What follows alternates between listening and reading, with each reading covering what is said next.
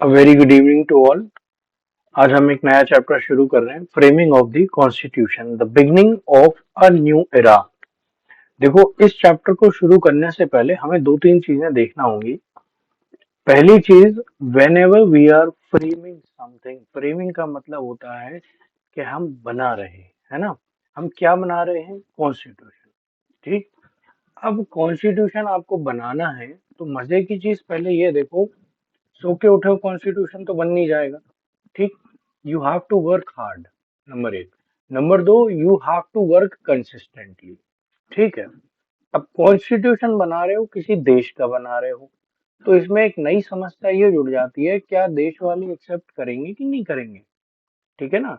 तो हमें अब दो तीन चीजें देखना है कॉन्स्टिट्यूशन बनाने से पहले, कि अगर हम कॉन्स्टिट्यूशन बना रहे हैं तो पहली चीज, कॉन्स्टिट्यूशन का बैकग्राउंड क्या रहा, किस समय में हम कॉन्स्टिट्यूशन को बना रहे हैं। बन गया वो एक अच्छी चीज है, कैसा बना वो बहुत अच्छी चीज है, क्या उसमें क्लॉजेज आए वो और भी अच्छी चीज है। उसके पहले क्या कारण थे कि इस कदर वो बनाया गया है, हमें एक चीज ये देखना पड़ेगी। ठीक है ना। तो जब हम इंट्रोडक्शन देखेंगे, जब हम किसी भी चीज को इंट्रोडक्शन में एड ऑन करेंगे, तो हमें एक चीज देखना है कि कॉन्स्टिट्यूशन बनने से पहले क्या हो रहा है। ठीक है। इसका मतलब ये है, जब हमारा कॉन्स्टिट्यूशन बना उसके पहले, ये हमें पता है 200 साल तक अंग्रेजों ने राज किया था। Now if someone is ruling you for 200 years, you cannot go ahead and get the independence within 20 days, right? That means that was to be a long drawn out war between Indians and Britishers. इस बीच में अभी britisher गए नहीं हैं और आप अपने लिए कॉन्स्टिट्यूशन तैयार कर रहे हैं। ठीक है। अब ध्यान से समझना, ये कॉन्स्टिट्यूशन जो हमारा बना है उसके बारे में हम जब पढ़ना अभी शुरू करेंगे, तो हमें दो तीन चीजें बहुत इंपॉर्टेंट देखना है। हम आधा आधा घंटे में, हम 3 से 4 पार्ट आधा आधा घंटे में हम देखेंगे क्या क्या हमें फाइनली इसमें याद करने लायक चीजें हैं। 3 मार्कर और 8 मार्कर को हम अटेम्प्ट कैसे करेंगे, ये हमारी काम की चीज है। देखिए, कॉन्स्टिट्यूशन कब इफेक्ट में आया? 26 जनवरी 1950। और इसके पास एक डिस्टिंक्शन है, क्या distinction? Longest in the world. अब देखो, वर्ल्ड में लॉन्गेस्ट क्यों है, इसमें भी एक चीज समझो। मैं पहली चीज मैंने आपको ऑलरेडी बता दी कि अंग्रेज 200 साल तक राज करके गए थे, प्लस हमारी जो कंट्री की साइज है वो अंग्रेजों की या किसी भी कंट्री की साइज से बहुत ज्यादा है, नंबर एक। नंबर दो, हमारी जो डाइवर्सिटी है, इतनी डाइवर्स कंट्री है हमारी कि 1600 तरीके की लैंग्वेज चलती हैं। ठीक है ना। और आपको इथनिक वेरिएशंस मिल जाएंगे, द्राविडियंस मिल जाएंगे, मंगोलाइट्स मिल जाएंगे। आपको ये सब भी डाइवर्सिटी मिलेगी, आपको कलर डाइवर्सिटी मिलेगी। डिवाइडेड कितना है?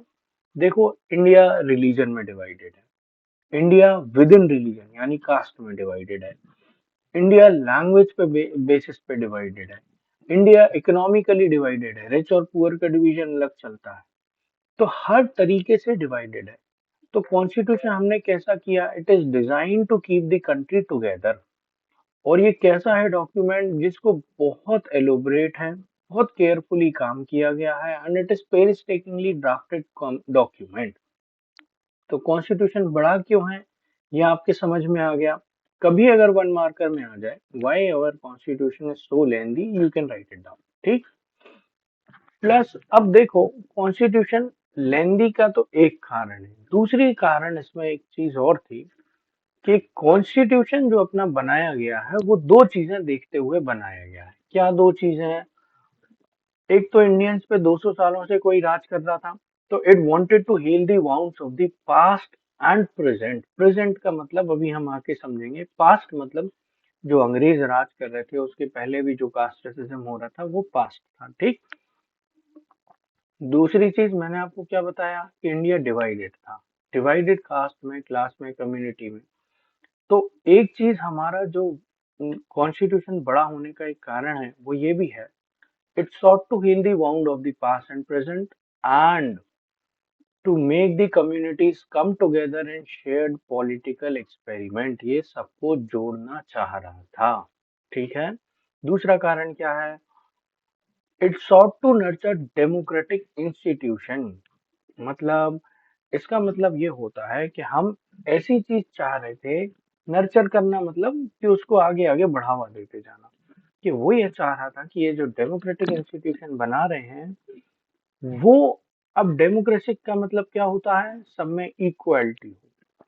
अभी तक हमारा कल्चर कैसा था, हायरार्की का एंड डेफरेंस वाला, मतलब ऊंच नीच की भ्रमता थी, हायरार्की चलती थी कि अंग्रेज हमेशा बड़े होंगे और इंडियंस छोटे होंगे। अब जो हम बना रहे हैं वो कैसा कॉन्स्टिट्यूशन बना रहे हैं, it's sought to nurture democratic institutions.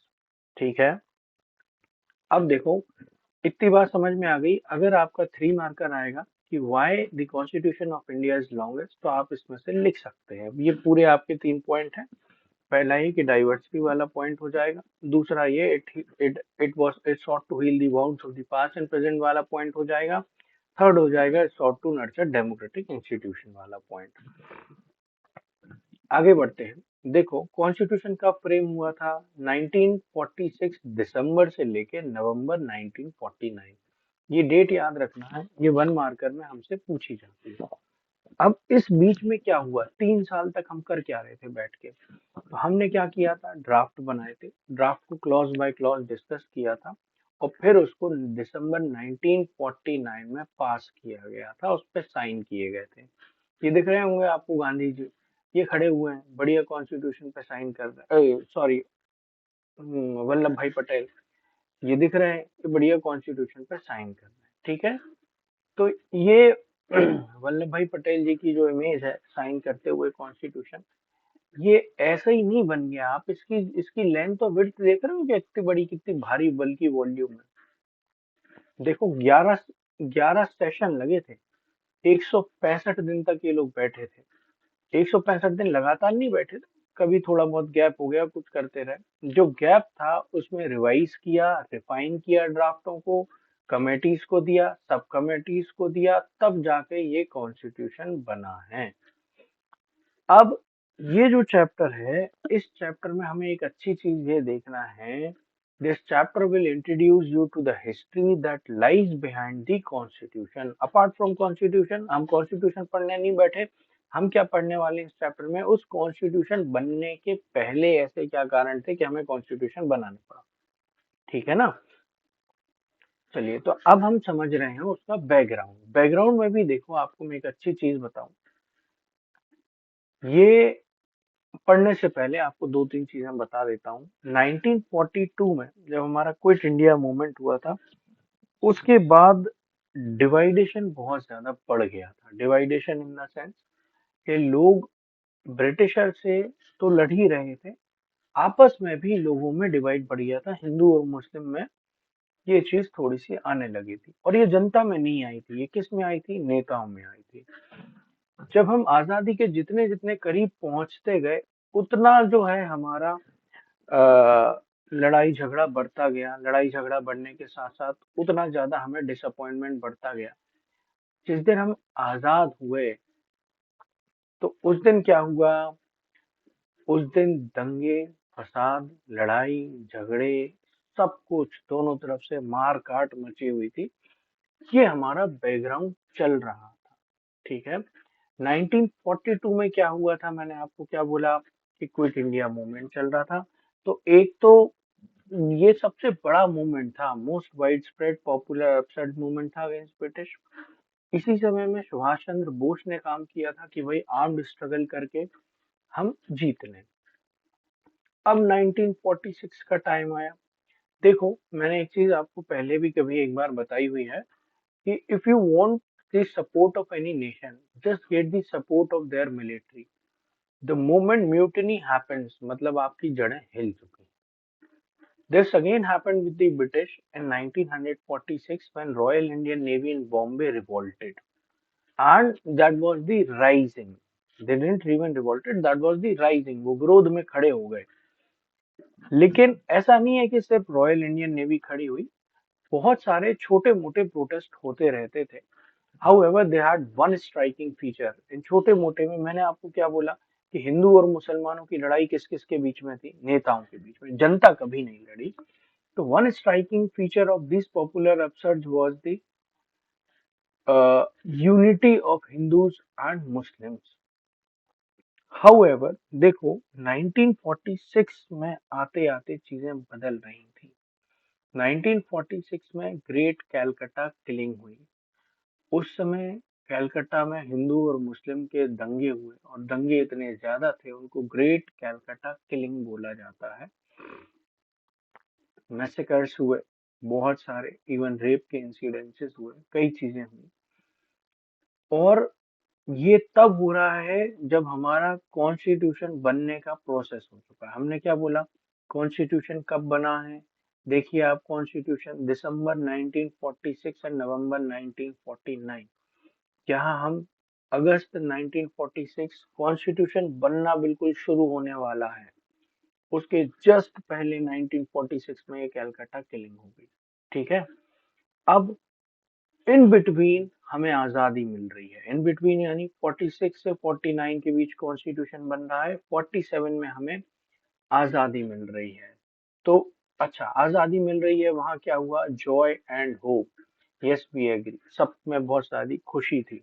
लेकिन अगेन ये जो समय था सबके लिए नहीं था, सबके लिए एक जैसा नहीं था। कुछ लोग दुखी भी थे। दुखी कौन थे? जो उन दंगों में मारे गए, या तो वो, या जिन्हें अपना घर छोड़ना पड़ा वो। तो ये जो हेडिंग है टुमल्टुअस टाइम, टुमल्टुअस का मतलब होता है उतार चढ़ाव बड़ा भरा हुआ समय। उतार चढ़ाव कैसे? कि देखो पहले 1942 में हमने बहुत बड़ा मूवमेंट करा, 1946 में हमने सही करा, हम चढ़ते जा रहे हैं, फिर अचानक से हम उतरे। कैसे उतरे कि कैलकाटा किलिंग्स हो गई। तो अब सब बढ़िया चल रहा था, यूनिटी बढ़िया बनी हुई थी, अचानक से कैलकाटा किलिंग्स हो गई, डिस्ट्रक्शन हो गया। और क्या हुआ देखो, अब उतार चढ़ाव बढ़ा कैसा? एक और चीज थी, ये टुमल्टुअस क्यों था ये समय? कि 15 अगस्त को आजादी मिली, सब बड़े खुश थे। लेकिन सबके साथ एक अच्छी चीज ये जुड़ी हुई है कि आप तो खुश हैं, आपके घर वाले खुश हैं, लेकिन क्या जिन्हें अपना घर छोड़ना पड़ा वो खुश हैं क्या? नहीं। तो innumerable number of Muslims in India, Hindus and Sikhs in Pakistan were now faced with the cruel choice। क्या cruel choice? कि threat of sudden death, या तो मर जाए, और squeezing of the opportunities on one side and forcibly tearing away from their age old roots on other। या तो वो अपना घर छोड़ दें, पहली चॉइस तो मर जाए, दूसरा थे घर छोड़ दें, सब कुछ छोड़ छाड़ के दूसरी जगह पे आ जाएं। Tearing away your age old root, आपके जन्मों जन्मों के रिश्ते बंधन सारे तोड़ ताड़ के दूसरे देश में आ जाएं। एंड इसमें भी बेकार चीज क्या हुई? Many perished before they reached there destination, कई दंगों में मार दिए गए। तो ये टुमल्टुअस का मतलब अब आपको समझ में आ गया होगा, उतार चढ़ाव भरा समय। हम चढ़े भी थे कि हमें आजादी मिली, ये हमारे लिए बहुत बड़े चढ़ाव की चीज थी। उतार क्या था? कि जो परेशान हुए, जो मार दिए गए, वो हमारे लिए दुख का कारण था। ये एक बहुत बड़ी समस्या थी। This was really a very serious problem that people were dying and we have to save them, right? There was another problem apart from this. This problem can be solved out by taking care of the people, but there was less serious problem। और वो problem क्या थी? Princely states की। Princely state का मतलब होता है, देखो भाई, दो देश आपस में लड़ रहे हैं तब तक चल जाएगा, देश के भीतर ही कोई आके समस्या पैदा कर दे तो वो तो फिर आपको बड़ा गंभीर रोग हो जाता है। ये जो गंभीर रोग था ये था प्रिंसली स्टेट का। यहाँ पे क्या हुआ? 1/3 ऑफ द एरिया ऑफ सब कॉन्टिनेंट वॉज अंडर नवाब। ठीक है, नवाब एंड महाराजा। और ये नवाब और महाराजा बचे किसके कारण थे? ब्रिटिश के कारण। तो they owned their allegiance to the British crown, right? अब इनको ये बोला गया था, you can rule, you are free to rule as per your wish. अब रूल का मतलब you are free to rule या फिर मिस रूल। अब टुमल्टुअस का मतलब उतार चढ़ाव। कैसा चढ़ाव? 15 अगस्त को क्या हुआ? Joy and hope. और उतार मतलब अब लोगों के पास क्रूअल चॉइस। तो हमारे पास दो गंभीर समस्याएं थी पहली समस्याएं थी कि ये जो लोग आ रहे हैं आजादी के बाद, इनका हम क्या करें। ठीक है, नंबर एक, इनको हम कैसे सुरक्षा प्रदान करें हमारे देश में भी, और जो हमारे उस देश में हमारी जाति हमारी धर्म का है उसको भी हम कैसे बचाएं। Second problem was that was of the princely state where these princes were now planning कि हम इंडिपेंडेंट हो गए हैं, अब भैया हम सारी का ताकत को कब्जा कर लेंगे, हमें कोई रोकने वाला नहीं है। ठीक है, अब ये ख्वाब भी है, that's their wild dream of independent power in an India of many partition, कि हम अब इंडिपेंडेंट पावर बनेंगे।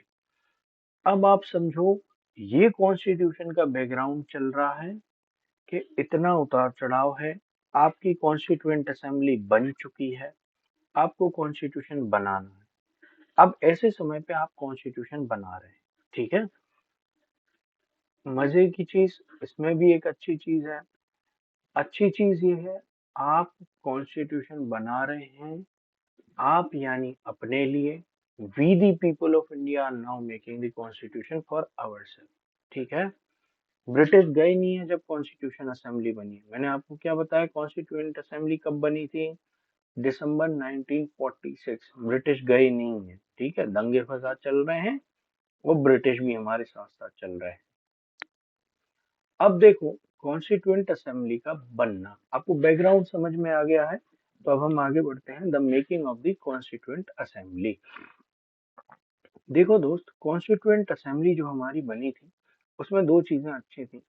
पहली चीज ये थी कि एक, इसमें डिबेट और डिस्कशन का बहुत स्कोप था। ठीक है, मतलब आप कहीं पे भी ये मत मान के चलिए कि किसी एक पार्टी की सिर्फ बात हो रही है।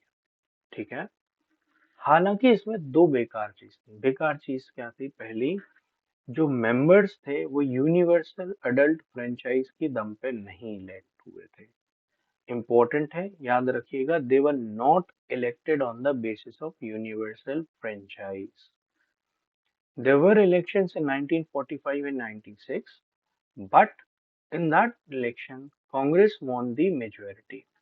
All the people, those who were elected in the province, were sent to the center. ये एक तरीके से जैसा हमारा राज्यसभा का इलेक्शन होता है, जो स्टेट से जीता है उसको हम सेंटर में भेज देते हैं। This was same over here, जो स्टेट में जीता उसको हमने उठा के कॉन्स्टिट्यूएंट असेंबली में भेज दिया। So that was not based on universal adult franchise. This is to be kept in mind. Second issue was this constituent assembly was dominated by one party, that is Congress. Congress ने general seat सारी जीत ली थी, मुस्लिम लीग ने reserved seat जितनी थी वो सारी जीत ली थी। Elections कब हुए थे, 1945-46 प्रोविंशियल इलेक्शंस। ये वाला जो चीज पार्ट में आपको कह रहा हूँ, ये प्रोविंशियल इलेक्शंस कब हुए थे, 45-46। कांग्रेस ने जनरल जीत ली, मुस्लिम लीग ने रिजर्व सीट जीत ली। लेकिन अब इस समय भी एक अच्छी चीज क्या हुई भाई साहब, एक अच्छी चीज ये हुई कि मुस्लिम लीग ने कॉन्स्टिट्यूएंट असेंबली जानबूझ के ज्वाइन नहीं की। League choose to boycott it. क्यों बायकॉट, ये खराब चीज हुई। They started demand for Pakistan with a separate constitution. मतलब अब इन्होंने ये देश तोड़ने वाली जो बात थी उस पर अड़ गए और बोले हम कॉन्स्टिट्यूएंट असेंबली ज्वाइन नहीं करेंगे। तो नंबर एक, first people those who are unwilling to join were the supporters of the Muslim League rather the Muslim League itself. Second were the socialist. Socialist भी नहीं चाह रहे थे। सोशलिस्टों का देखो दिमाग थोड़ा अलग ही चलता है। वो ये बोले भाई साहब देखो, संविधान सभा अंग्रेज गए नहीं है, तुमने कॉन्स्टिट्यूएंट असेंबली बना ली, मतलब तुम्हारे माई बाप तो अंग्रेज ही हैं, तुमने कहाँ से बना ली, तुम फ्री तो हो नहीं, तुम्हारे ऊपर कोई ऑलरेडी राज कर रहा है, तुम ब्रिटिशर बैठे हुए हो, we will not join. Congress ने भी बोला ठीक है, go to hell, don't join, we don't care.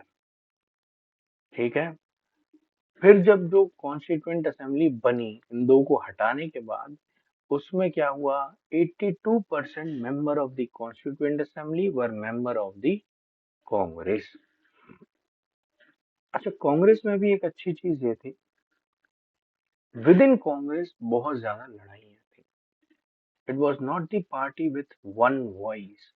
Some members favored socialism, while others favored landlordism. Some favored communal parties, while some were totally secular. They knew how to debate their ideas and come to the consensus, and how to negotiate the difference. ये कांग्रेस बहुत अच्छे से सीख चुकी थी, इतने साल से लड़ाई लड़ रही थी, तो उन लोगों को ये चीज भली भांति आती थी कि देखो अगर हम लड़ते रहे कुछ नहीं होगा, मच बेटर इज कि हम डिफरेंसेस जो है उनको खत्म करें और हम आगे बढ़े। दूसरी चीज, तो एक तो हमें ये समझना है कि कांग्रेस के जो डिस्कशंस हुए थे, कांग्रेस यानी कॉन्स्टिट्यूएंट असेंबली में जो डिस्कशंस हुए थे, उसमें कांग्रेस ने डोमिनेट नहीं करा था। Congress was dominated by different voices. ठीक है, तो पहला कैसी कैसी वॉइसेस थी? सोशलिज्म की, लैंडलॉर्डिज्म की थी, सेक्युलर की थी, कम्युनलिज्म, कम्युनलिस्ट आइडियाज की थी। एंड दूसरा जो इन्फ्लुएंस करा वो था पब्लिक ने। पब्लिक ने कैसे इन्फ्लुएंस करा? देखो, जो बाहर हो रहा है वो कांग्रेस को पता चलता है, तो और जो अंदर हो रहा है वो जनता को पता चल रहा है। ठीक है ना? तो discussions of the Constituent Assembly were published in newspaper and opinions were expressed by the public। और मजे की चीज ये होती थी, जो कॉन्स्टिट्यूएंट असेंबली का डिबेट हो रहा था, that was publicly debated, publicly debated बाहर कॉन्स्टिट्यूएंट असेंबली के। Criticism and counter criticism in the press shaped the consensus. तो अब क्या हुआ? आपके पास दो लोग हो गए, एक तो within the house those who and another one those who are sitting outside. That is within the house means the people of the Congress and the constituent assembly, and the other one was the public. So collective participation was there. One more thing, public was asked to send their views on what is to be done। तो ऐसे में कई बार क्या हुआ, देखो, अब आपसे पूछा जाए कि भाई क्या करना चाहिए, तो आप अपनी समस्याएं बताएंगे। यही हुआ कि many people told their problems। Linguistic minority ने बोला कि भाई साहब हमें प्रोटेक्शन चाहिए हमारी मदर टंग को बचाने के लिए। रिलीजियस ने बोला हमें स्पेशल सेफ गार्ड चाहिए। दलितों ने बोला कि हमें कास्ट ऑपरेशन को खत्म करना है और हमें रिजर्वेशन चाहिए ताकि हम इक्वल आ जाए। तो दैट वाज द बैकग्राउंड। तो हम एक चीज बोल सकते हैं, जो making of the constituent assembly में कैसी, कॉन्स्टिट्यूएंट असेंबली कैसी थी भैया? इट वाज दो नॉट यूनिवर्सल, अडल्ट फ्रेंचाइज से इलेक्ट नहीं हुई थी, but it was assembly where there were many voices, one within the congress, one outside the congress। second, within the congress में भी 1760 तरीके के लोग थे। अगेन डिस्कशंस हुए थे, वो इन्फ्लुएंस किए थे पब्लिक ने। क्रिटिसिज्म और काउंटर क्रिटिसिज्म पेपर में छपते थे, उन्होंने इन्फ्लुएंस करे थे। तो ये वाला जो हमारा टॉपिक है, making of the constituent assembly, ये जस्टिफाई कर रहा है कि कॉन्स्टिट्यूएंट असेंबली वास्तव में कॉन्स्टिट्यूएंट असेंबली थी। It was not the assembly of Congress. बात समझ में आ गई होगी आपको यहाँ तक। आगे बढ़ते हैं, डोमिनेंट वॉइसेस। देखो, एक बात हमेशा तय होती है कि आप किसी एक के दम पे आगे बढ़ते हैं। कोई ना कोई एक आपका लीडर होता है, बाकी सारे सुनते हैं। चाहे ये आप किसी भी क्लास में देख लें, चाहे आप किसी भी प्रोटेस्ट में देख लें, कोई एक डोमिनेंट वॉइस होती है, बाकी सब उसकी सुनते हैं या उसको सपोर्ट करते हैं। और ये डोमिनेंट आदमी जो होता है, ये पढ़ा लिखा होता है। हमारी कॉन्स्टिट्यूएंट असेंबली में 300 लोग थे, लेकिन उनमें से 6 लोग थे, उन्होंने बहुत बहुत अच्छा काम किया और बहुत जरूरी काम किया। पहले हम 3 के बारे में बात करेंगे, फिर हम अगले 3 के बारे में बात करेंगे। पहले थे जवाहरलाल नेहरू, दूसरे वल्लभ भाई पटेल, तीसरे राजेंद्र प्रसाद। देखो, जवाहरलाल नेहरू, इनकी खासियत ये थी कि ये एक तो 9-10 साल जेल में रह के आए थे, प्लस इन्होंने बहुत चीजें देखी थी और पढ़े लिखे वकील थे। ठीक है, तो जवाहरलाल नेहरू का काम क्या था? इन्होंने एक ऑब्जेक्टिव रेजोल्यूशन लेकर के आए। ऑब्जेक्टिव का मतलब क्या होता है कि हम क्या करना चाहते हैं, एक आउटलाइन तरीके की कि हम भाई संविधान बनाना चाह रहे हैं तो हम संविधान ऐसा बनाएंगे, इस तरीके का हमें संविधान चाहिए, ठीक है।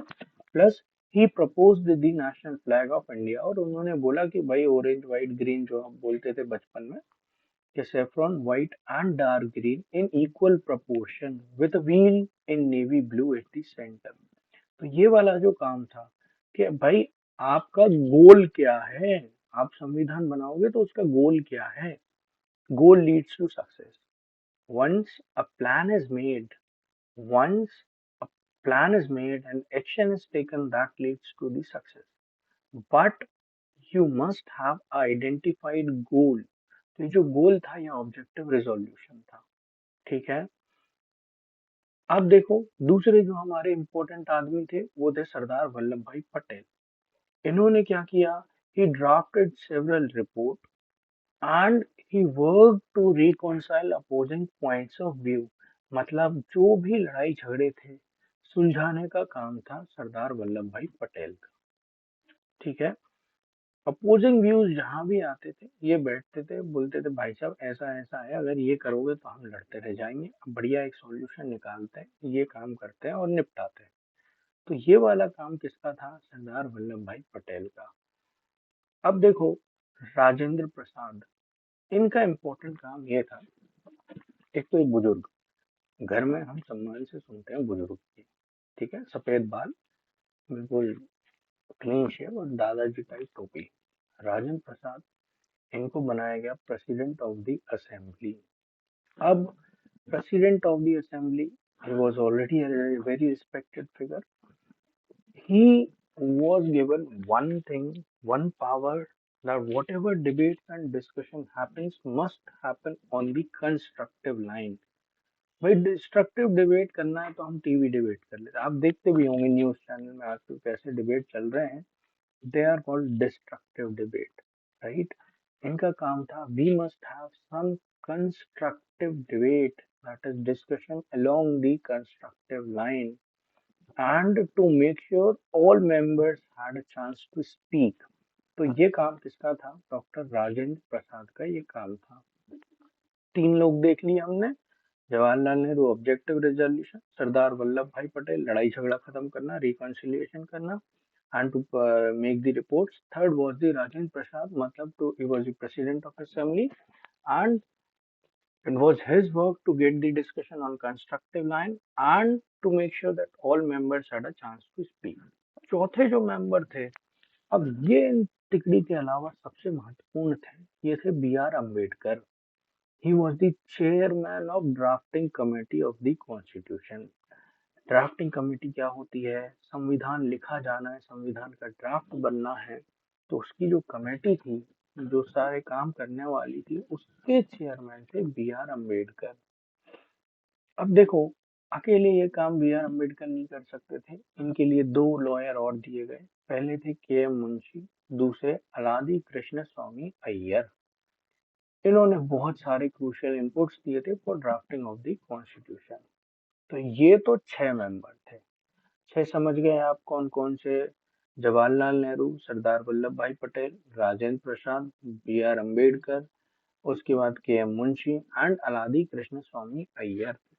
देखो क्वेश्चन बनता है, व्हाट डू यू अंडर, ये हमेशा जनरली 8 मार्कर में क्वेश्चन आता है। क्वेश्चन ये आता है, few voices dominated the work in constituent assembly, name and identify, ऐसा भी आ सकता है, या what were the works done by them. तो अब आप ये 6 लोगों का काम समझ गए, इन 6 का काम हमको लिखना है, याद करना है।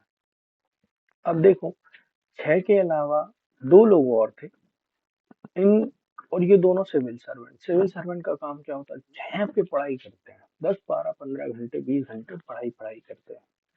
तो पहले सिविल सर्वेंट थे बी एन राव, ये कॉन्स्टिट्यूशनल एडवाइजर थे गवर्नमेंट ऑफ इंडिया के। इन्होंने सारे देशों का संविधान पढ़ा, खूब पढ़ाई करी इन्होंने, ठीक है ना। And he studied political system obtaining in other countries and he gave the background papers and he provided कि भाई इन्होंने ये कॉन्स्टिट्यूशन में इनके है, ये अच्छी चीज है, हमें लेना चाहिए। दूसरे थे एस.एन. मुखर्जी। इनकी एक बड़ी अच्छी काबिलियत थी एस.एन. मुखर्जी की, कुछ भी आप बहुत कानून की भाषा में लेके जाओ, ये शुद्ध देशी भाषा में आपको समझा देते थे। That means he had the ability to put complex proposal in clear legal language। ठीक है, अब देखो ये सारा काम होना है, 6 लोग बैठे हुए हैं, लड़ाई झगड़े कर रहे हैं, डिस्कशन हो रहा है, डिबेट हो रहा है, पेपर में छप रही है, क्रिटिसिज्म हो रहा है, काउंटर क्रिटिसिज्म हो रहा है। This all took 3 years and all the discussions were put it in a bulky volumes and there were 11 bulky volumes। ठीक है, अब डिबेट क्या क्या होंगे, मैंने आपको बोला देखो कंस्ट्रक्टिव डिबेट होना चाहिए। तो कंस्ट्रक्टिव डिबेट में कई बार क्या होता है, हमेशा कॉन्फ्लिक्टिंग आइडियाज आ जाते हैं। कॉन्फ्लिक्टिंग आइडियाज यानी भाई साहब हम कौन सी भाषा बोलें, हम कैसा सिस्टम रखें, हम प्रेसिडेंट सिस्टम रखें कि हम पार्लियामेंट सिस्टम रखें, या फिर हम मिनिस्टर्स कैसे रखें, हम मिनिस्टर अलग रखें क्या legislature should be the part of the executive, या हम इकोनॉमिक सिस्टम कैसे रखें, कैपिटलिस्ट रखें कि नहीं रखें, भैया लैंग्वेज कौन सी बोले। तो ये सारी चीजें, ये कॉन्फ्लिक्टिंग आइडियाज होते हैं, ये हर जगह जब भी अगर डिस्कशन हो रहा होता है तो ये होते हैं। ठीक है, this is actual background of our constituent assembly. तो हमने दो चीजें देखी, कॉन्स्टिट्यूएंट असेंबली बनने के समय या बनने के पहले कैसा देश में क्या माहौल चल रहा था, that was the tumultuous time. That was first. जब कॉन्स्टिट्यूएंट असेंबली बन गई, दैट इज उसकी मेकिंग हो गई, तब क्या चला, कैसे डिस्कशन हुए, किसने काम धंधा करा। फिर हमने देखा डोमिनेंट वॉइसेस। डोमिनेंट वॉइसेस में हमने देखा कौन कौन ने मेजर काम करा, सबसे इम्पोर्टेंट काम क्या था, ऑब्जेक्टिव रेजोल्यूशन क्या था, किसने निकाला था। अब हम आते हैं विजन ऑफ द कॉन्स्टिट्यूशन। देखो हमने सबसे पहली चीज देखी थी डोमिनेंट वॉइसेस में कि जवाहरलाल नेहरू ने गोल बना दिया। गोल मतलब you have a short vision कि भाई मेरे 90-95% आना चाहिए, मेरा विजन है भाई, है ना। और मेरा विजन ये है कि भाई 100 नंबर तो मैं 2-3 सब्जेक्ट में ले आऊंगा। दैट इज योर विजन कि आपने देखा कि हमें भाई ये हमारा गोल है, इसको अचीव करना है। That is your vision. Vision है ना। तो ऐसी कॉन्स्टिट्यूशन का एक विजन था, और ये जो विजन था this was given by Jawaharlal Nehru. He gave it as an objective resolution and that resolution outlining the defining ideals of the Constitution of India and provided framework within which the work of constitution, that is making of the constitution, was to be proceeded। ठीक है, इन्होंने एक चीज बोली कि भाई देखो हमारा जो इंडिया है, हमें पहली चीज चाहिए है कैसा, सॉवरन रिपब्लिक इंडिपेंडेंट। सबसे पहले चाहिए है हमें इंडिपेंडेंट, आजाद। सॉवरन यानी संप्रभु, हमारे ऊपर किसी की प्रभुता नहीं है, जो है वो सब हम हैं। एंड रिपब्लिक, रिपब्लिक मतलब head of state is elected. जो हमारे ऊपर राज करने वाला आदमी यानी प्रेसिडेंट है, उसको हम खुद इलेक्ट करेंगे। ठीक है, तो this was the agenda, this was the goal, या दिस वाज द विजन जिसको हम देखने वाले हैं। प्लस और हमारा विजन क्या है, this constitution will guarantee it's citizen justice, सबको जस्टिस मिले, इक्वालिटी, सारे इक्वल हो, फ्रीडम मिले, एंड इसने क्या एश्योर करा कि एडिक्वेट सेफ गार्ड मिले, किसको, माइनॉरिटीज को, बैकवर्ड को, ट्राइबल को, डिप्रेस्ड क्लास को और अदर डिप्रेस्ड क्लास को।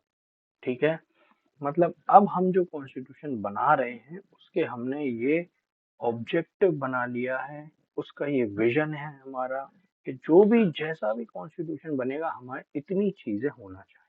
क्या क्या चीज होना चाहिए, पहला कि हम इंडिपेंडेंट सॉवरन रिपब्लिक होंगे, जस्टिस लोगों को देंगे, इक्वालिटी देंगे, फ्रीडम देंगे, सेफ गार्ड देंगे, माइनॉरिटीज को, बैकवर्ड को, ट्राइबल को, डिप्रेस को और ओबीसी को। ठीक है, ये सारे ऑब्जेक्टिव थे।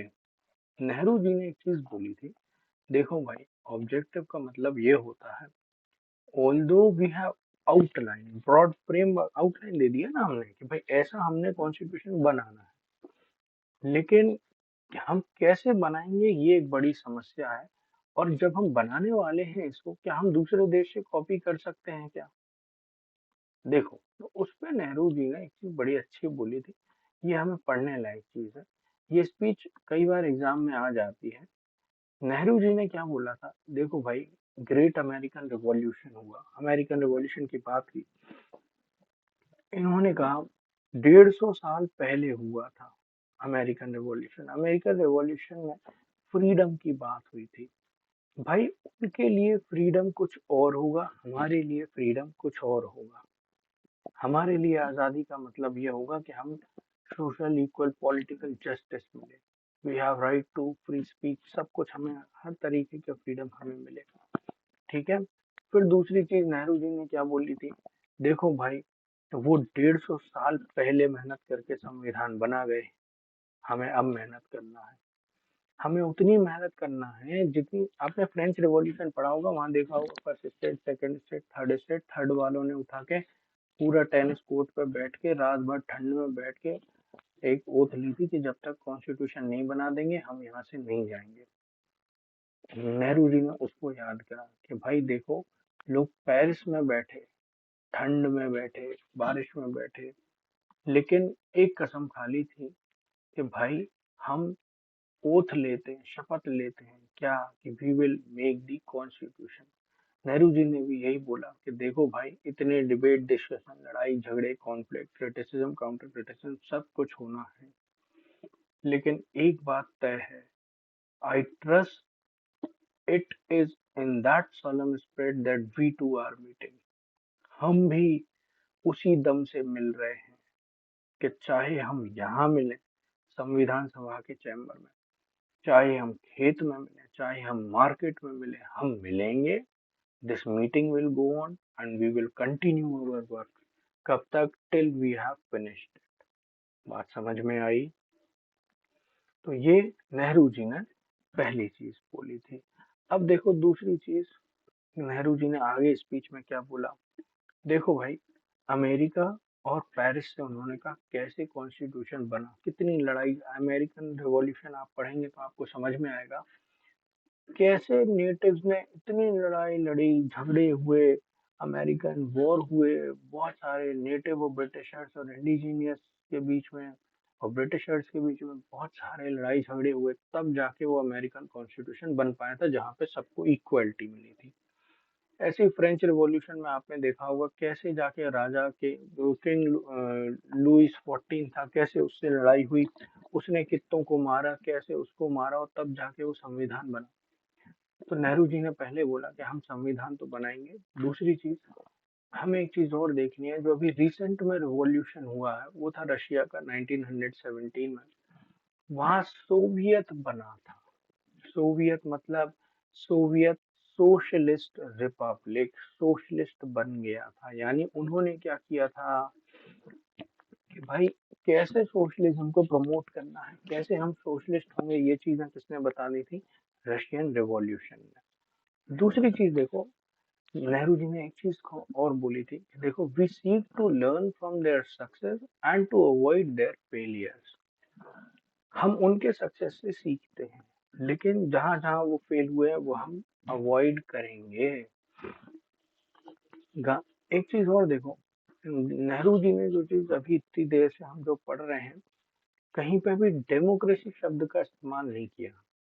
देखो उन्होंने क्या बोला, हमारा विजन ऑफ द कॉन्स्टिट्यूशन में क्या बोला उन्होंने, ऑब्जेक्टिव क्या था हमारा, to make independent sovereign republic. ठीक है। फिर हमने किसकी बात की, justice, equality, freedom, educate, safeguard, सब चीज। डेमोक्रेसी बोली क्या? नहीं बोली।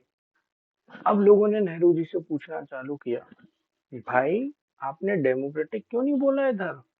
तब नेहरू जी ने जवाब दिया कि भैया देखो, डेमोक्रेसी का मतलब ये होता है कि हम डेमोक्रेटिक इंस्टीट्यूशन बनाएं। डेमोक्रेटिक इंस्टीट्यूशन क्या होते हैं भाई? हमने पार्लियामेंट बनाया, सब लोग वोट देंगे, ठीक है, क्योंकि हमने ऊपर किसकी बात करी है? हमने ऊपर बात करी है जस्टिस, इक्वालिटी, फ्रीडम। यानी सबको इक्वालिटी होगी, कि ऑल मस्ट वोट। ठीक है, और हमने डेमोक्रेटिक इंस्टीट्यूशन बना दिया। अब जब सब वोट कर रहे हैं मतलब इक्वलिटी है, और वोट कर रहे हैं मतलब डेमोक्रेसी है। तो that means we are aiming at democracy, nothing less than a democracy. अब what form, it may vary. What form का मतलब क्या होता है कि भाई देर आर चांसेस कि भाई, अब कई लोग कहेंगे कि भाई प्रेसिडेंशियल इलेक्शन होना चाहिए, हाँ भाई प्रेसिडेंट के इलेक्शन होना चाहिए। कई कहेंगे पंचायत में डेमोक्रेसी होना चाहिए, हाँ भाई पंचायत में होना चाहिए, वो भी बात सही है। कई कहेंगे प्राइम मिनिस्टर डेमोक्रेसी होना चाहिए, वो भी सही है। तो we are going for the democratic institution, that means we are aiming at democracy, nothing less than democracy, whatever shape it may take. It can have a number of shapes, but we must have one thing कि democracy होना चाहिए। Democracy का मतलब होता है, Republic का क्या मतलब होता है, head of state is elected. Head of state कौन कहलाता है, प्रेसिडेंट ऑफ इंडिया। वो इलेक्ट हो रहे हैं मतलब देयर इज अ डेमोक्रेसी। तो इन्होंने क्या क्या बोला था कि भाई ब्रिटिश में क्या होता है कि प्राइम मिनिस्टर इलेक्ट करते हैं, लेकिन उनका जो वो किंग और क्वीन होता है वो परमानेंट रहता है। तो नेहरू जी ने कहा था देखो भाई, हम ये तो तय करेंगे कि डेमोक्रेसी होगी, है ना, लेकिन वो किस तरीके की होगी इस पे हम चर्चा नहीं करेंगे। हमें ये थोड़ी देखना कि यहाँ डेमोक्रेसी है यहाँ नहीं, भाई जहाँ है हर जगह डेमोक्रेसी होगी। And we will let this house determine whatever the shape which we have to give to the democracy. If it wants the president democracy, it can have. If it wants a parliamentary democracy, it can have. तो इन्होंने क्या बोला था, we are not just going to copy, I hope, certain democratic procedure or an institution of so-called democratic country. We may improve upon it in any event. Whatever system of government we may establish here must fit in with the temper of our people and acceptable to them. Nehru ji ने क्या बोला था कि भाई हमें जो भी democracy का इंस्टीट्यूशन चाहिए है, हम कॉपी पेस्ट नहीं करेंगे, हम उसको लेके आएंगे अपने हिसाब से, जो हमारे लोगों को एक्सेप्टेबल हुआ, जो उनकी समझ में आएगा, हम वो रखेंगे। हम डेमोक्रेसी के लिए करते हैं बात, we stand for democracy, and it will be the house to determine, it is for the house, this house to determine what shape to give to that democracy. इस हाउस का मतलब कॉन्स्टिट्यूएंट असेंबली का ये है दिमाग कि वो जैसी डेमोक्रेसी चाहे वैसी वो बना ले। प्लस दूसरी चीज और बोली नेहरू जी ने, देखो भैया मैंने रिपब्लिक ऐड कर दिया है, अब अननेसेसरी शब्दों का बोझ बढ़ाने का कोई मतलब नहीं, ठीक है ना। We do not want to use unnecessary word and redundant word, but we have done something much more than using the word. भाई हम डेमोक्रेसी करें, उससे शब्द लेके आए, उससे बढ़िया है हम डेमोक्रेसी ही लाके नहीं रख दे। तो हमने डेमोक्रेसी लाके ही रख दी भैया, तुम देश में प्रेसिडेंट को इलेक्ट कर रहे हो, इससे बड़ी डेमोक्रेसी तुम्हें क्या चाहिए। तुम देश के लोगों को इलेक्ट कर रहे हो, राजा जो राज कर रहा है उसको इलेक्ट कर रहे हो, और क्या चाहिए तुम्हें डेमोक्रेसी। शब्द लाने की क्या जरूरत। But we have done something much more than using the word, we have given the content of democracy. Content of democracy, democracy का मतलब क्या होता है, there should be justice, equality, freedom, सब कुछ है ना। तो we have given the content of democracy in this resolution, and not only the content of democracy but the content, if I say so, of economic democracy in the resolution. Nehru ji ने resolution में क्या बोला, democracy के ideals क्या होते हैं कि democracy में आपको जस्टिस मिलेगा, इक्वालिटी मिलेगी, फ्रीडम मिलेगा, ठीक है ना, सेफ गार्ड मिलेंगे। तो नेहरू जी ने क्या बोला, भैया वर्ड क्या रखना, मैंने आपको कंटेंट ही दे दिया ना डेमोक्रेसी का। भाई समझ में आ जाएगा ना कि भाई डेमोक्रेसी है तभी तो ये चीजें मिली हैं। देखिए ये नेहरू जी की एक स्पीच थी, इसमें से कई बार क्वेश्चन बनते हैं। पहला क्वेश्चन ये बनता है, व्हाट वाज ऑब्जेक्टिव रेजोल्यूशन। दूसरा क्वेश्चन ये बनता है, Nehru ji didn't wanted to copy the constitution of any other nation. How can we say that? तो हमें उसमें से आंसर देखना पड़ेंगे कि नेहरू जी ने इतनी चीजें बोली थी और ये बोला था कि हम भाई कॉपी पेस्ट नहीं कर रहे हैं, we are not just going to copy. जो इंस्टीट्यूशन हमारे देश के लिए अच्छे हैं वो हम लेने वाले हैं, हम उस पर इम्प्रूव करने वाले हैं। जो सिस्टम जो हमारे लिए फिट बैठेगा हम उस पर काम करने वाले हैं। ये सारा आप उस पर रामकथा लिख देंगे। आगे बढ़ते हैं। देखो, एक चीज समझो कि नेहरू जी की जो स्पीच थी, उन्होंने कॉन्स्टिट्यूशन के बारे में सब कुछ बता दिया। He referred to the American and the French revolution etcetera.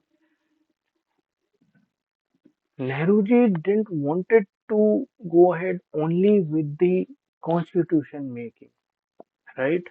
He also went ahead with the longer history of struggle. कौन सा struggle? Struggle for liberty and freedom. ठीक है ना? उन्होंने ये कहा था कि भैया ये जो मैं ब्लूप्रिंट दे रहा हूँ ना, वो प्रेजेंट का ब्लूप्रिंट है। और वो ब्लूप्रिंट कैसे है? वो जो रिवॉल्यूशन था ना, उसके जो आइडियाज थे वो भी हम बोरो कर सके। उन्होंने कोई डेफिनेशन नहीं दी थी, but he suggested that it be decided through deliberation. तो इस चीज को अब आप पढ़ेंगे आपको समझ में आ जाएगा। Nehru was locating the history of constitution making in India within a longer history of struggle for liberty and freedom. Number 8, this momentous nature of Indian project was emphasized by linking it to revolutionary moment in the past. Nehru was not suggesting that those events were to provide any blueprint for the present, or that the ideas of those revolution could be mechanically borrowed and applied in India. क्या बोला था कि हम कुछ नहीं, copy paste नहीं है, हम अपने हिसाब से चेंज करेंगे। इन्होंने और क्या बोला था? Could the constitution introduced in India could not be derived from elsewhere. We are not just going to copy. इन्होंने ये बोला था कि हम जो भी लेकर के आएंगे it must fit within the temper of our people and acceptable to them. बात समझ में आ गई? तो ये पूरी स्पीच का जो स्पीच इन्होंने इतनी लंबी चौड़ी दी है, उस स्पीच का एक सार यहाँ पे दिया हुआ है। और सार पे से क्वेश्चन ये बनता है, Nehru ji didn't wanted to copy. अब उम्मीद है आप इस आंसर को लिख लेंगे। ठीक है, जब इसका आप कंक्लूजन लिखेंगे तो उसमें ये लिखेंगे, the objective of Indian constitution would be to fuse, fuse का मतलब जोड़ना। क्या जोड़ना? Liberal ideas of democracy with the socialist idea. Liberal idea को किससे मिलाना? Socialist idea. सोशलिस्ट आइडिया किसके? इकोनॉमिक जस्टिस के। देखो भाई, सोशलिस्ट का मतलब क्या होता है? अगर प्रॉफिट होगा तो सब में एक साथ बटेगा, that is there should be economic justice. तो डेमोक्रेसी में नेहरू जी क्या चाह रहे थे कि भाई लिबरल आइडियाज तो हों, उसके साथ साथ क्या फ्यूज करना, मतलब जोड़ देना। क्या जोड़ देना? Socialist idea of economic justice and readapt and rework all these ideas within Indian context, what was appropriate for India। और इन पे रिवर्क करना और ऐसे आइडियाज को लेना जो इंडिया के लिए अप्रोप्रिएट हो। की बात समझ में आ गई? उम्मीद है यहाँ तक आपको चीज समझ में आ गई होगी। चलिए आगे बढ़ते हैं। Will of the people. अब विल ऑफ द पीपल का मतलब क्या होता है? देखो भाई, हमेशा दो चार ऐसे नमूने आपको मिल जाएंगे जो ये चाहेंगे कि भाई संविधान जो है वो नहीं बनना चाहिए। खास तौर पे इंडिया में अगर कभी कुछ अच्छा होता है तो दो चार हमेशा ऐसे मिल जाते हैं जो कहते हैं भैया ये नहीं होना चाहिए, ये गलत चीज है। अच्छा, और ये चीज ऐसी होती है, भले आपके फायदे की हो रही हो, लेकिन ये ऊट पटांग लोग आ जाएंगे, कहेंगे नहीं भैया नहीं होना चाहिए। बात समझे? तो ऐसे ही एक ऐसे ऊट पटांग लोग थे, उनका नाम था सोमनाथ लहरी। ये जो सोमनाथ लहरी थे, ये कम्युनिस्ट मेंबर थे। इन्होंने ये बोला, देखो भाई अंग्रेज तो गए नहीं है। 1946 का अपन ने कॉन्स्टिट्यूशन बनाना कब शुरू किया था? फिर से देखो, फर्स्ट पेज पे वापस जाओ। हमने कॉन्स्टिट्यूशन बनाना कब शुरू किया था? हमने फर्स्ट पेज पे पढ़ा कि भाई कॉन्स्टिट्यूशन बन रहा है दिसंबर 1946 से। ठीक है ना। और ये चल कब तक रहा है, नवंबर 1949 तक। तो इन्होंने दिसंबर 1946 में आते ही बोला कि भाई देखो कॉन्स्टिट्यूशन बन रहा है, बट ये भाई हम तो बना नहीं रहे, हमारे ऊपर तो अंग्रेज बैठे हैं भाई, हमको नहीं जमता ये। तो ऐसा करते हैं, पहले हम इंडिपेंडेंस ले लेते हैं, फिर हम बनाएंगे। क्यों? इन्होंने एक चीज और बोली कि भैया अभी अगर कोई लड़ाई झगड़ा होगा, कुछ दिमाग होगी, तो आप भैया अंग्रेजों के हाथ जोड़े तो फिरोगे। बात इनकी सही थी, लेकिन आप एक चीज समझो, आपके ऊपर कोई राज कर रहा है, आपको जैसे तैसे कॉन्स्टिट्यूशन बनाने का मौका मिला है, नहीं बनाओगे क्या? भैया ये कॉन्स्टिट्यूशन बनाओगे तभी तो उनको पता चलेगा कि हम अपने हाथ से भी कुछ कर सकते हैं। वो तो आपको अभी तक पंगु समझ के रखे हैं। ठीक है, अब बात समझ में आ गई विल ऑफ द पीपल हम क्या पढ़ने वाले हैं। तो विल ऑफ द पीपल में हम एक चीज देखेंगे, there was a communist member Somnath Lahiri who saw the dark hand of British imperialism hanging over the deliberations of Constituent Assembly. इन्होंने क्या बोला कि first let us fully free ourselves and then we should make a constitution.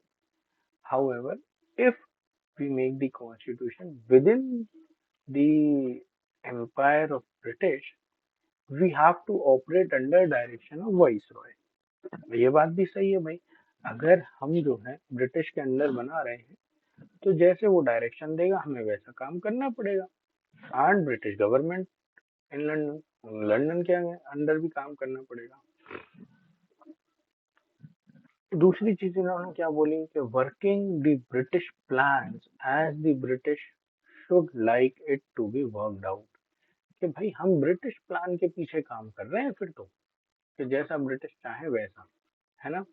लेकिन एक बात और है, देखो इनकी एक चीज और देखो, ये पूरी अब इनकी स्पीच दी हुई है, इसमें से बस एक काम की चीज देखना है। इन्होंने ये बोला था कि जो भी प्लान हम बनाएंगे वो ब्रिटिश के अंडर में होंगे, ब्रिटिश गन, ब्रिटिश आर्मी और ब्रिटिश इकोनॉमी फाइनेंशियल के अंडर में होंगे। That means final power is with British.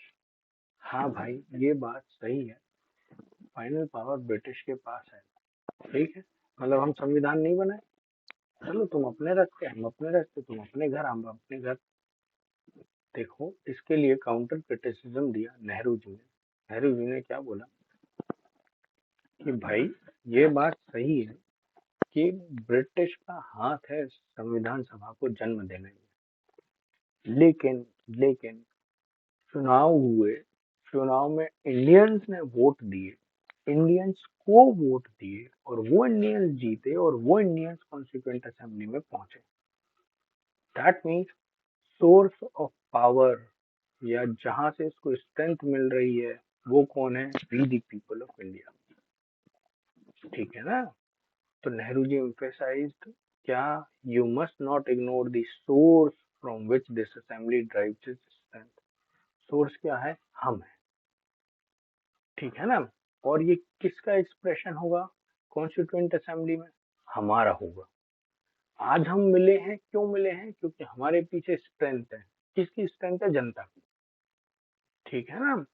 And हम उतने दूर तक जाएंगे जितने दूर तक ये जनता जाना चाहती है। बात समझे? नहीं आई हो समझ में तो एक बार फिर से समझो। लहरी जी कहते थे अंग्रेजों का हाथ है, हम अंग्रेज के अंडर नहीं बनाएंगे। सही बात है, अंग्रेजों का हाथ है, लेकिन उस हाथ के पीछे जो हाथ जिसने वोट दिया, वो हाथ की ज्यादा ताकत है। और वो किसने वोट दिया था, हिंदुस्तान की जनता ने। ऐसा नेहरू जी ने कहा। क्या बोला, इसको हम वर्ड्स में पढ़े तो, you must not ignore the source from which this assembly derives its strength. Nehru ने और क्या ऐड करा, government are in fact the expression of will of people. सरकारें क्या होती हैं, they are the will of people. We have met here today because of the strength of the people. भाई हमें जनता वोट ही नहीं करती, हम यहाँ नहीं बैठते संविधान सभा में, हम बैठे ही इसलिए हैं क्योंकि हमारे पास किसकी स्ट्रेंथ है, पीपल की। And people behind us, and we shall go as far as the people. हम उतने आगे जाएंगे जहां तक जनता जाएगी। Therefore, we should always keep in mind the passion that lies in the heart of the masses of Indian people and try to fulfill them. उनके दिल और दिमाग में जो चल रहा है, जो पैशन, कौन सा पैशन, कि हमें आजादी मिलेगी, हम सॉवरन होंगे, ये पैशन अपने दिमाग में रखना है। ठीक है। अब ये किसका एक्सप्रेशन हो गया, ये किसका विल था, विल ऑफ कम्युनिस्ट मेंबर। अब देखो हम दूसरा विल देखें। कम्युनिस्ट मेंबर के अलावा जो दूसरा विल था वो उनका था जिन्होंने फ्रीडम मूवमेंट में पार्टिसिपेट करा। उनके भी भाई, उन्होंने, उनका भी विल होगा ना, उनके भी तो एक्सप्रेशन आपको देना चाहिए ना, है ना। और उन्होंने जो स्ट्रगल्स करे फ्रीडम स्ट्रगल में, उनके स्ट्रगल्स के आइडियाज को भी आपको जगह देना चाहिए। फॉर एग्जाम्पल मान के चलो, किसी ने स्ट्रगल करा जातिवाद के अगेंस्ट, भाई उसने स्ट्रगल किया है, दम लगाई है कि जातिवाद खत्म हो, तो उसके आइडिया को भी संविधान में जगह देना चाहिए। किसी ने अगर स्ट्रगल किया है इकोनॉमिक के लिए या सोशल जस्टिस के लिए, उसके स्ट्रगल को भी हमें संविधान में जगह देना चाहिए। बात समझ में आई? That is will of the people. ठीक है। तो constituent assembly was expected to express aspiration of those who had participated in the movement for Indian independence. और किसका के आइडियल्स के लिए लड़ाई की। देखो, कोई भी सोशल स्ट्रगल होता है ना, तो या तो वो डेमोक्रेसी, सोशल स्ट्रगल मतलब समाज का, या तो डेमोक्रेसी के लिए, कि भाई डेमोक्रेसी मतलब हम सबके हित में सब लोग मिलके काम करेंगे, दैट्स डेमोक्रेसी। या फिर इक्वलिटी के लिए, हम सब एक हैं, कोई ऊंच नीच नहीं है, या फिर जस्टिस के लिए। ठीक है। तो democracy, equality and justice were the ideals that had become intimately associated with social struggle. अब सोशल स्ट्रगल में एक चीज समझ लो कि कुछ रिफॉर्मर्स थे, उन्होंने चाइल्ड मैरिज के अगेंस्ट करा, दैट इज सोशल जस्टिस। भाई सही बात है। विडोज रीमैरिज के लिए बात किया, that is again a part of social justice. तो ये जो सोशल काम किए गए हैं उनको संविधान में जगह मिलना चाहिए। That is the will of the people. क्यों? क्योंकि जनता ने काम किया। स्वामी विवेकानंद ने हिंदुइज्म के लिए काम किया, that is the will of the people. Jyotiba Phule ने डिप्रेस क्लास, कम्युनिस्ट के डिप्रेस क्लास के लिए काम किया है, तो that is the will of the people. Communist और सोशलिस्ट ने इकोनॉमिक और सोशल जस्टिस के लिए काम किया, that is the will of these people. तो हमारी चीज क्या है कि भाई इन सारे लोगों की चीजों को रिप्रेजेंट करना। अब देखो, जैसे जैसे डिमांड बढ़ती जाएगी, रिप्रेजेंटेशन बढ़ता जाएगा, है ना। डिमांड, अब ये चीज ऐसे समझो, ये चीज विल ऑफ द पीपल आप समझ गए। विल ऑफ द पीपल पर से क्वेश्चन बनता है, हमेशा 3 मार्कर बन सकता है। What are the different will of the people, those who were associated with the Constituent Assembly? ठीक है।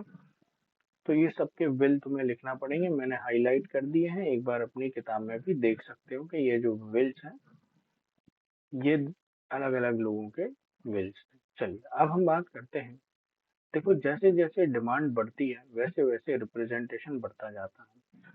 फॉर एग्जाम्पल, धीरे से डिमांड आई तो उसमें गवर्नमेंट ऑफ इंडिया का एक्ट पास हुआ।